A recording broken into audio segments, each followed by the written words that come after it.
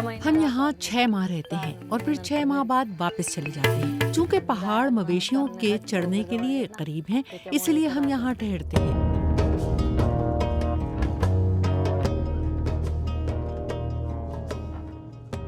ये घर नहीं है, ये गार है। फोप संडी के पहाड़ियों में मौजूद गार। ये गार सिहत दरी पहाड़ों की बुलंद चोटियों में वाक़ और जिला एहलिया नगर के अकोले तालुकिया में आते हैं। यहाँ 3 खानदान बसे हुए हैं।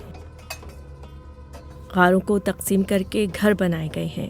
3 खानदान तकरीबन 150 गायें, 10 भैंसे और चंद बकरियों के साथ यहाँ रहते हैं। हम यहाँ अपने मवेशियों के लिए रहते हैं। पहले हमारी बकरियां यहाँ पनाह लेने आती थी। जब हम सुबह इन्हें छोड़ते तो दिन भर घूमने के बाद इसी गार में बैठ जाती थी। उन दिनों बारिश बहुत ज्यादा होती थी। अब बारिश कम हो गई है। नीचे हर गांव वाले के पास खेत हैं। जब खेतों में फसल खड़ी होती है तो बकरियां लोगों के खेतों में पहुंच जाती हैं। इसीलिए इन दिनों हम यहाँ आकर रहते हैं। जैसे ही शाम ढलती है, जानवर एक के बाद एक गार में वापस आना शुरू कर देते हैं। वो अंधेरे में भी रास्ता नहीं भूलते क्योंकि ये गार उनका घर है। ये गारों में रहने वाले खानदानों की चौथी नस्ल है। गारों में रहने की वाहिद वजह उनके मवेशी हैं।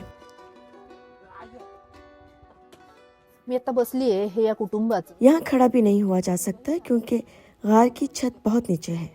इसी तंग जगह में इन खानदानों ने अपना चूल्हा बनाया हुआ है। नीचे से लाया गया अनाज इन बोरियों में रखा है। सब लोग ऊपर सिर्फ चंद बर्तन लेकर आते हैं, उतने ही जितना घर चलाने के लिए काफी हो। दूध के कैन, बंधे हुए बछड़े और गाय, इन सब के दरमियान जो थोड़ी सी जगह बचती है वही खाना पकाने, रोजमर्रा के काम और रहने के लिए इस्तेमाल होती है। मदगे और मूठे खानदानों ने इस छोटे से गार में अपना घर बसाया हुआ है। सामने मवेशियों की जगह है और पीछे बची हुई जगह किचन की है। यहाँ कोई दीवारें नहीं हैं, सिर्फ गुंजाइश के मुताबिक इंतजामात हैं। सुबह जागने के बाद हम गोबर साफ करते हैं और जगह को धोते हैं।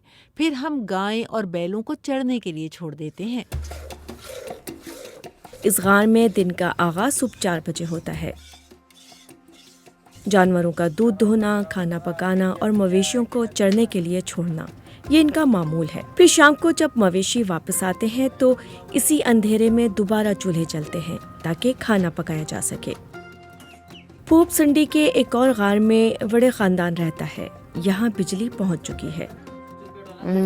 शादी के बाद मैं यहाँ रहने आई, तभी मुझे मालूम हुआ कि लोग गारों में भी रहते हैं। हम यहाँ अपने जानवरों के लिए रहते हैं। हमारा गांव भी एक घर है।